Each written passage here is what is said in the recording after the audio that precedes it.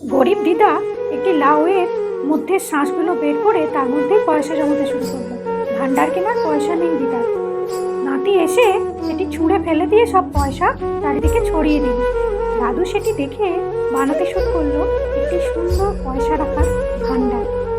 ভিডিওটিতে আপনারা দেখতে পাচ্ছেন দাদু প্রথমে এঁকে নিল, নিয়ে তারপর এগুলোকে সুন্দর করে শেপ দিয়ে তৈরি হচ্ছে একটি সুন্দর ভান্ডার। যতক্ষণ ভান্ডারটি তৈরি হচ্ছে বন্ধুরা, ততক্ষণ অবশ্যই আমরা লাইক সাবস্ক্রাইব করে নেব চ্যানেলটিকে। দেখো বন্ধুরা কি সুন্দর রং হয়ে গেল। এবার দাদু দিদাকে এটি উপহার দেবে। কেমন লাগছে তোমাদের দেখতে? কমেন্টস করে জানাও।